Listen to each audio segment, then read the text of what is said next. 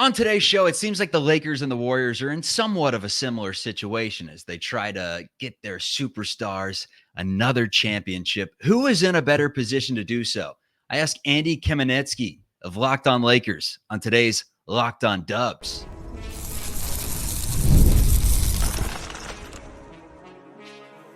You are Locked On Warriors, your daily Golden State Warriors podcast. Part of the Locked On Podcast Network, your team every day.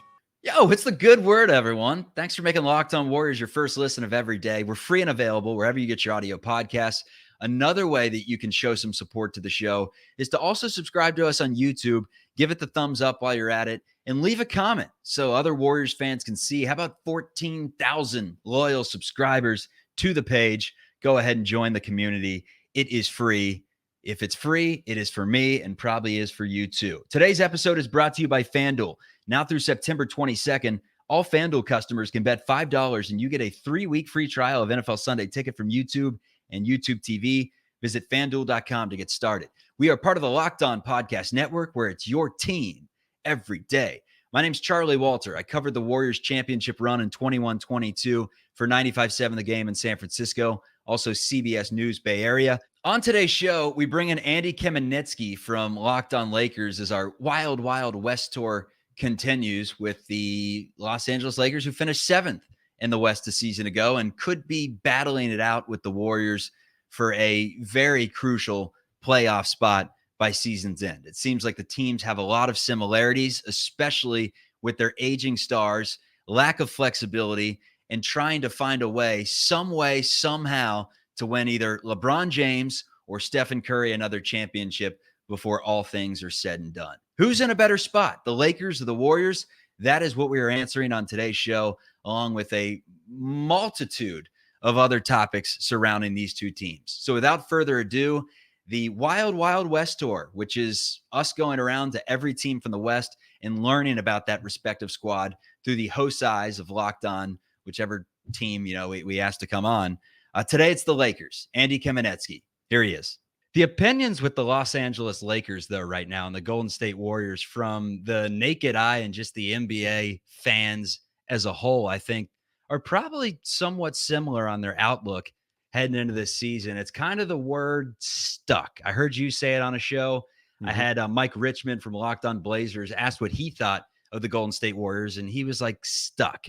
I think the word more so is just question marks, because the Warriors do have a lot of tradable assets, and they have, quite frankly, a lot of young pieces that can continue to grow. But as of right now, being hard capped, they are, in fact, stuck until they can make some trades. The Lakers seem to be in somewhat of the same boat. That's what happens when you invest $92 million into two players, LeBron and AD. By comparison, the Pistons' top 6 paid players are combined that same amount this year. So do the math there. Take that, Detroit. Yeah. That's the reason why they were able to go out and sign Tobias Harris and Tim Hardaway this offseason. But how much does that actually do? I feel better about our investments. Thanks. Yeah. Getting into this, man. Who is in the better spot, the Lakers or the Warriors, now and in the future? It's an interesting question, actually. Like, for right now, and I don't consider either team like a true front-running contender. And I think that's part of what makes both teams stuck to some degree, because they both have these, elder statesmen, icons of their generation in LeBron and in Steph Curry. Anthony Davis is still an all-NBA caliber in his prime. And these are both rosters that are good. They're far too talented to be bad rosters, but they're not good enough right now, I think, either one of them to be true front runners. So from the perspective of LeBron and Steph Curry at this stages of their career and what they would be playing for, I think that feels stuck. If you're looking for which team is better right now, like we're set up better right now, I would say the Lakers, because at the end of the day, it's a talent-driven league, and LeBron James plus Anthony Davis equals more than Steph Curry plus other players, none of whom are as good as LeBron or AD. And I think even if you think the supporting cast around Steph, slightly favors what LeBron and AD have around them, I think at the end of the day, that's still offset by LeBron plus Anthony Davis. And I think the Warriors, again, not a bad team, but I think the Lakers are a better team right now and have a talent edge on them. What I think, though, is interesting about that question, though, Charlie, is down the road, it depends a lot on what you look for from a fan's perspective, because the Warriors have Steph Curry, who is set up to be a lifer with this organization, the greatest Warrior ever. And unless something truly unexpected happens, I don't expect him to play anywhere else, and I don't think anyone else does. And that gives you a level of attachment as a fan, I would think, at least, as somebody who covered the last 10 years of Kobe's career, was in LA watching it all 20 years very closely, and am a Laker fan and interact a lot with fans.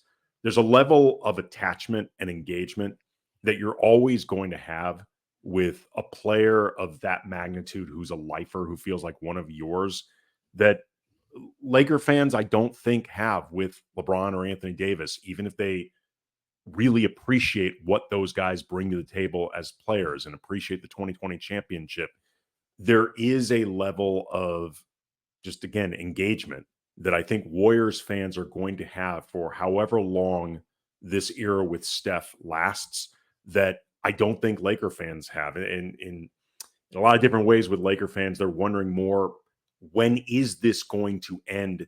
Because for practical reasons, at some point we need to turn the page, as opposed to, I get a sense with Warrior fans, yeah, you want to make sure that the team is set for something moving forward, but you never want to see Steph go away.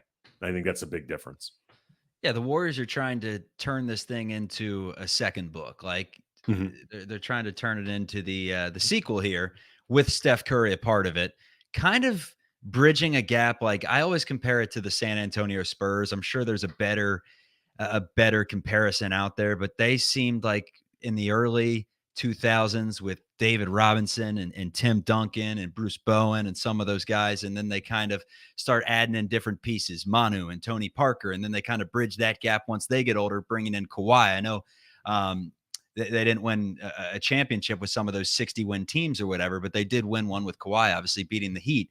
But that's what it seems like the Warriors are trying to do. It's easier said than done. In order for it to get done, they have to have like 7 things go right. Podziemski has to be an all-star. Jonathan Kuminga has to be literally one of the faces of the league. Like, he has to be excellent. Curry can't drop off. He can't get hurt. The same goes with Draymond Green. They need their mid-level guys to stay healthy and be very solid. And then they need Andrew Wiggins to be like 21, 20, 22. All those things can go right, But with the Lakers, what is kind of, because you hinted at it, like at some point they got to turn the page. They got to look ahead to the future.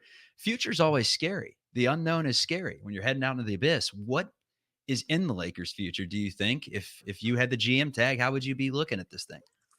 They're in a really difficult position right now, Charlie, to make moves, because they don't have any expendable contracts. Like, all of their contracts from a salary perspective, in terms of guys who make enough money that if you move them, you could either by themselves or stack a couple contracts, bring back an impact player.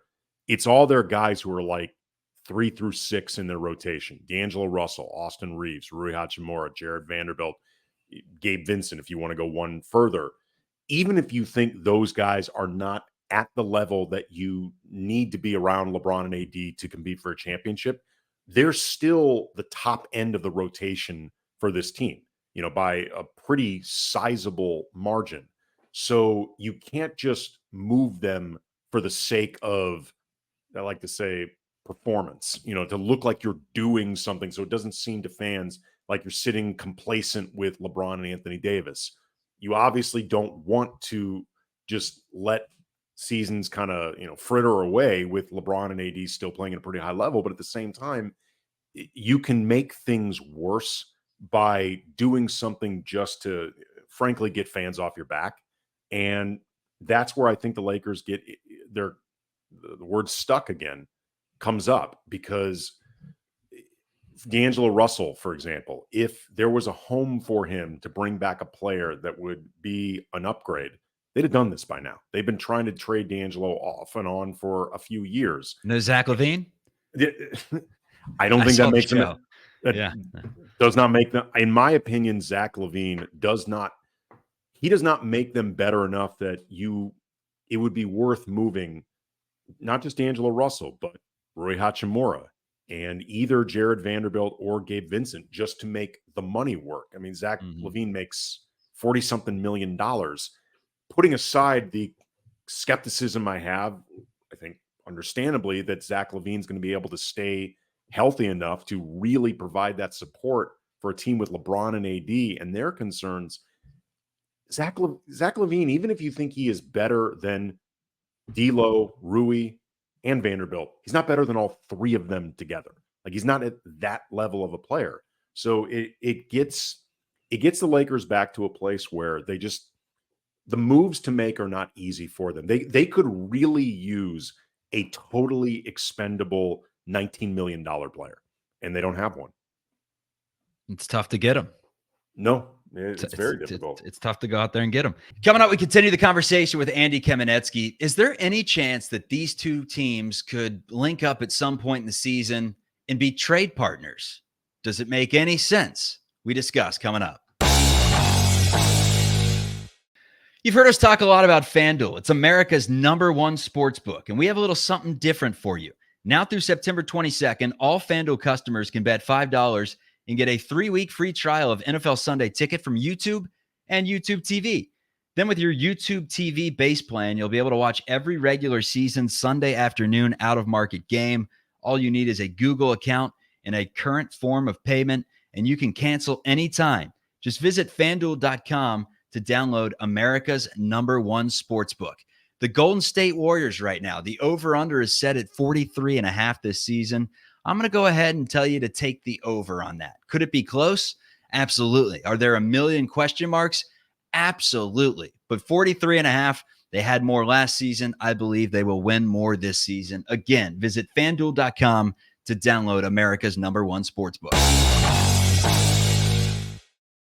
Let's play a little time machine game here. If we did have a time machine, the hypothetical time machine, and we're going Lakers and Warriors with this one, I would say just right out of the gate, if there was a move that they could go back in time and rescind that would help them not be stuck in this position. Like, is there one particular move? I could look at a few with the Warriors, obviously maybe trading away the second pick and that turned out to be James Wiseman, or just drafting LaMelo Ball, someone that was a little bit better, not paying Andrew Wiggins as much as they paid him. I think trading Klay Thompson last season. Like, there are plenty of moves. What's the big one with the Lakers that you're sitting on? Well, I mean, it's obviously Russell Westbrook. I mean, there's not even unless you're just being a contrarian. There, I kind of forgot about that era, and it wasn't long ago. There is, I know it's the Lakers have been pulling themselves out of it so dramatically and loudly with so much, stuff swirling around. It's easy to feel like that was a long time ago, but you said over the last 5 years, that's definitely within the last 5 years. Oh yeah. Russ is clearly the answer. The close second though, or at least in terms of things that really made an impact, that it got attention at the time, but I think especially now you look back on and truly what were they thinking, was the self-imposed economic decision to choose between Alex Caruso and Talen Horton-Tucker, which was purely a money thing. The Lakers could have kept both. It was not a salary cap thing, anything like that. It was they self-imposed economic restrictions where it was you need to choose between Caruso and Talen Horton-Tucker, which never really made any sense. But if you're going to impose that on yourself, you have to choose Alex Caruso, who was a better player then than Talen Horton-Tucker, much less now, and was also the less expensive player between the two.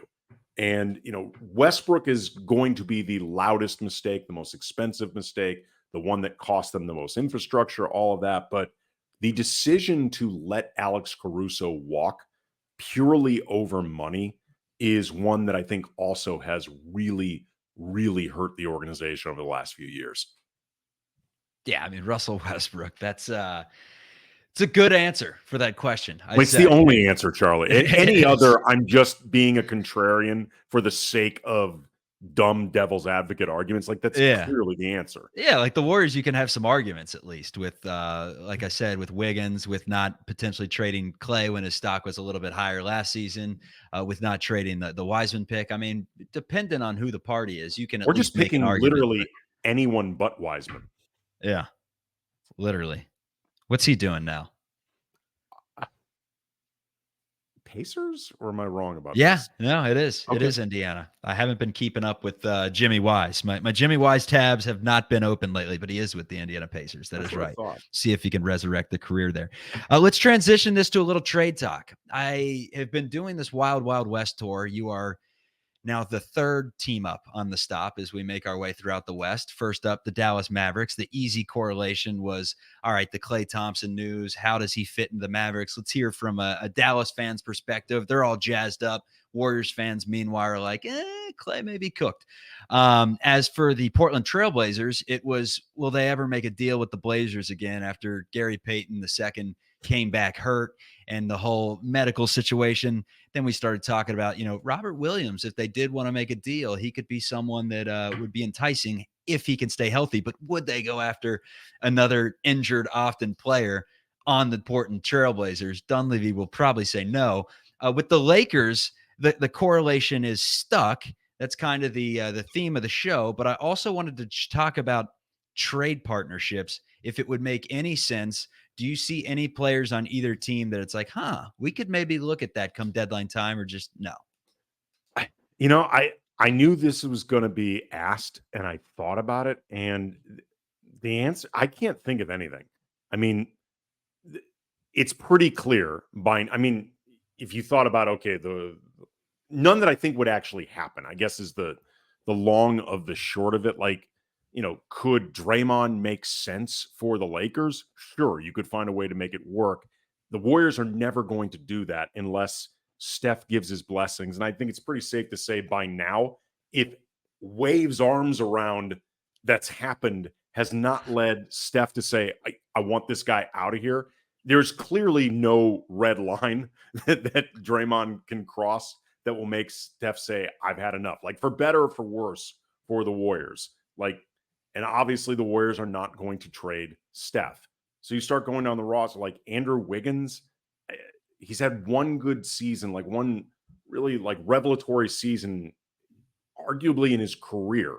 But the last couple since the Warriors won that championship have been really disappointing. If I can't imagine the Lakers would be willing to roll the dice on trying to figure out the formula for getting Andrew Wiggins back to that form, if a formula even exists. Kevon Looney could have some utility for the Lakers. They could really use a backup big, but he's the only size on the Warriors. And I have to assume that if the Warriors have not given up either Kuminga or Podziemski for some of the rumored offers that have been out there, the Lakers have nobody on their roster that they would do it for other than Anthony Davis or LeBron. And those aren't going to happen. So, no, I really went through both rosters and gave this some thought. And I'm like, I can't think of anything that even is realistic, much less would make sense for both sides. You can almost go through any team in the NBA and find something, right? You can find something, a lower level player on the roster. It's like, all right, that makes a little bit of sense. The only way it would happen would be if Steph said, trade me to the Lakers, or if LeBron said, trade me to the Warriors, like something where the foundation of both teams are going to be radically changing. Mm-hmm. Because, like, again, as long as Steph wants to be a Warrior, they're not trading Draymond. Like, I can't imagine a scenario where Steph finally says, trade Draymond, and, like, Draymond wants to go to the Lakers. Like, Draymond would have to do something so egregious that I don't think the Warriors are going to move Draymond to his preferred destination after putting himself in the place where they're making this trade in the first place. Like it's no. Back to the stuck theme, Charlie. We're back to stuck.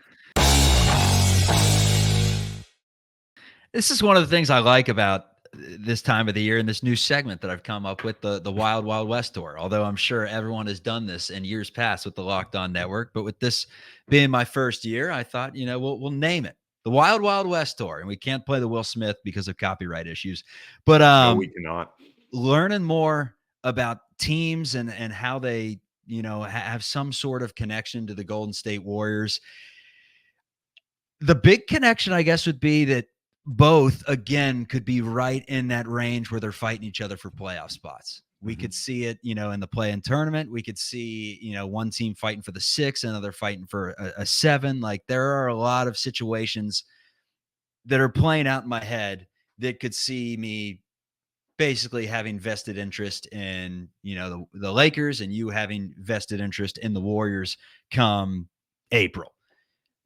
The Lakers, they exercised pretty much all their options, the players did. So they're running it back with a roster that finished 7th in the West. They've added Dalton Connect. They've added Bronny James to the draft. I wouldn't expect to see any Bronny. You can tell me if Dalton's going to get some minutes this upcoming season. But the roster's pretty much the exact same for a team that finished 7th. However, 4 key role players last year combined to miss 190 games. How big a deal is that in the present? It is a big deal in the present, in part because 2 of those players, Christian Wood and Jared Vanderbilt, there are some questions about their availability heading into the season.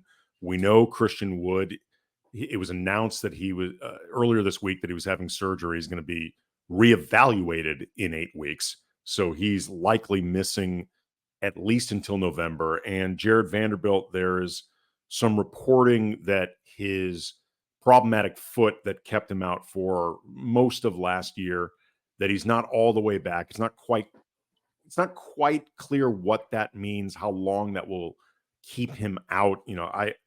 I have heard most recently from Dan Wojcicki of the LA Times, covers the Lakers, that this may be to some degree just extreme caution with wanting to get a guy that's very important on this team. He's the best perimeter defender. He's one of the best defenders on the team, period. One of the best rebounders on the team. He's their best energy guy. He's one of their best physicality guys. They really need him healthy, and he plays very hard. And I think just the idea we want to not rush anything back and have any type of setbacks. So maybe if that means he misses the first 2 or 3 games of the season, so be it, for the sake of the big picture. But yeah, missing those 2 guys plus Gabe Vincent last year was a very big deal. And there was also the issue of Darvin Ham, for reasons that never really made sense, refusing to play Max Christie, who is unproven, but his sample size as a 3-and-D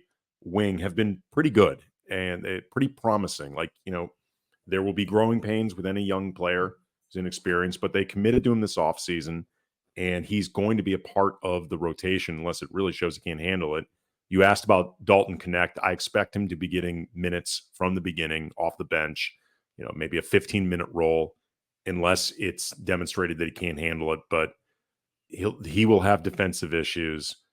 During the summer league, I think, showed that he will be able to score immediately at this level and provide some punch off the bench. Assuming the Lakers can have a pretty healthy roster, this season, I think the goal that they should be shooting for is just like, as far as like a baseline big picture for this season, is make a top 6 seed and avoid the play-in altogether. Because A, you just want to get into the playoffs without having to worry about any extra steps. But also, 2, the last few years when the Lakers have been a 7 seed, it's because they have had to fight and scratch their way into that play-in setting and then get out of it. And that takes a toll on you once the actual playoffs begin. And the Lakers also, too, have a much easier first 50 games of the season than anything post-All-Star break. Their post-All-Star break schedule is brutal. So I think their goal should be, even acknowledging the concerns that you have about pacing LeBron and maybe even pacing Anthony Davis, you got to capitalize on the early part of the season. You have to value the regular season. And it's something that this organization doesn't always put out that ethos, but it's something I think that's going to be really important for them moving forward. I've liked Jared Vanderbilt's game for a long time. You mentioned injuries. That's kind of been his Achilles foot. I was anchor at NBC in Lexington, Kentucky back in 2017-18. Vanderbilt on that team with Coach Cal. Shea Gilgeous-Alexander was on that team. I want to say PJ Washington was on that team. I think it was a year before Tyler Hero, but that team was loaded. They lost to Kansas State in the Sweet 16, and Vanderbilt didn't play in the postseason. Was hurt, the first few months of the season. That was kind of like his thing, and then we've seen it in the NBA. It's like when you see Jared Vanderbilt on the floor, like he's a great role player. Yes, he is. He has a defined role, and he's very good at it. The question is, can he stay healthy? He does things on this roster, just real quick. Like, there's nobody else on this team who can do the things that he does all in the same player. So, to your point, he's important. Yeah. JJ Redick is probably pretty important. Head coaches, they make a difference in the association. Some people don't think so, Andy. Some say that we could go out there in a suit and tie and a clipboard with LeBron James, Anthony Davis, and some of the other pieces that, the Lakers had in 2020 that we could win NBA championships. But yeah, those people are idiots who say that. Yeah, it's very debatable. I'd run the full court press all game. All game. It's what I do in 2K, man. You have fun telling D'Lo to run a front court, full court press all game. What I do in 2K, man. I lose by 26 to CPU. Anyways, JJ Redick, excitement, expectations, just from the perspective of you being the podcast host, seeing the comments roll in and everything. What's it like in Lakerland in regards to JJ Redick? I think there's some skepticism, but I don't think it's so much rooted in negativity as it is you don't know what you have in JJ Redick because he's never done this before.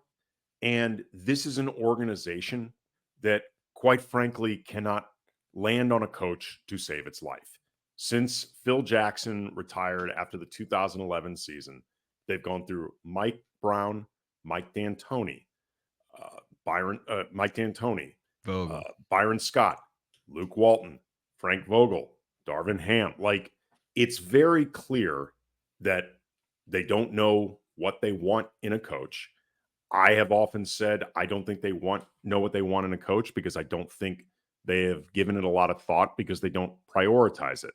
They've also very clearly used the coach as a scapegoatable position and somebody to point towards when things aren't going well. So there are, I assume, a lot of Laker fans who are skeptical about Redick just because they feel like, well, if the organization landed on him, I have no reason to have faith in the organization. That being said, though, I understand the appeal. He's clearly a very bright, very basketball-obsessed guy who communicates his thoughts on the game very, very clearly. He's got a charisma. He has a relationship with LeBron. I think he put a pretty good staff around him in terms of experience. And it's a weird thing in the sense that it's, in a lot of ways, a vibes hire. Like, you are projecting what you think JJ Redick will be based off what he said in an interview. It's like the Tony Romo hire, man, as the broadcaster. That's what I compare it to. To some degree, it is. I mean, you know everything that he says he's going to do. You know everything that he says his vision of basketball is about.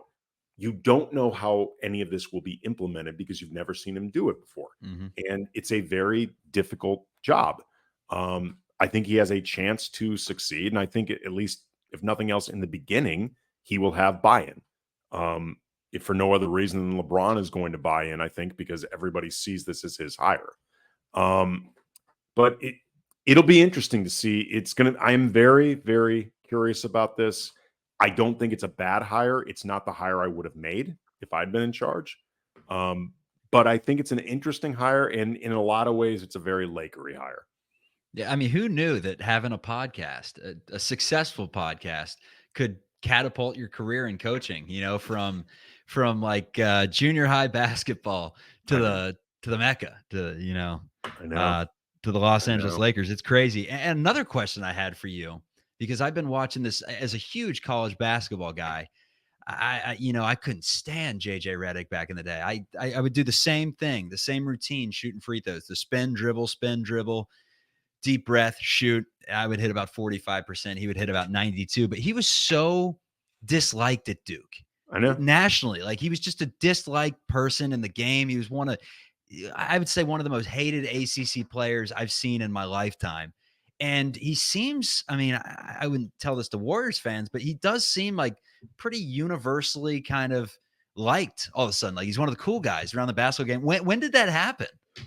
I think over the course of his playing career, I think to begin, he was humbled a lot when he came into the league. He struggled in the beginning to get his playing time with the Magic. Eventually he carved out his space, and then he ended up having a really good career.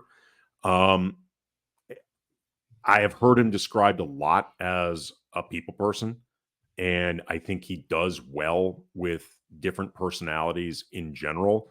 He also, I imagine, earned the respect of a lot of teammates because he is universally known as somebody who just works his ass off and is obsessed with not just his own craft, but basketball in general. He has described himself and the staff that he put around him as basketball sickos. And I think when you are like that, and somebody who covered Kobe, for example, for 10 years, Kobe had a reputation as somebody with no tolerance for players who were not outstanding or like at his level. And that's not entirely true. He could be frustrated by the shortcomings of players who weren't good enough to bring him what he needed. But what really upset Kobe would be players that he thought did not get the most out of their talent because they didn't care enough. Like, I'll give you an example of somebody who was a former Warrior. Do you remember Josh Powell? Played with the Warriors for a couple years. Josh Powell was like the 11th man on the 2009 and 2010 championship teams. He did not play a whole lot. He was behind Pau Gasol, Andrew Bynum, and Lamar Odom in the front court, plus Ron Artest, who would often play as an undersized four. His playing time was pretty infrequent. Kobe loved Josh Powell, like loved him, because Josh Powell squeezed every ounce of his NBA level talent, which is at the low end of what's needed to be an NBA player. But he squeezed it all out, and he cared about winning, and he cared about the team, and he cared about its success. Kobe loved Josh Powell, even though Kobe knew, like, as far as talent goes, Josh was on the low end of it, but he earned Kobe's respect because he did those type of things. So good stuff. Great analysis today from Andy Kamenetzky. You can follow him on Twitter at Cam Brothers. He's the host of Locked On Lakers, where he hangs out with about 25,000 loyal Lakers fans. Yes, they are. YouTube Monday through Friday. And whenever else he's doing crossover shows, talking with hosts of other teams. But appreciate you coming on, man, and great to meet you. Yeah, absolutely, man. We'll do this another time. Thank you. Appreciate it. This is Locked On Warriors, free and available wherever you get your audio podcasts. Appreciate it, everyone. Have a great day.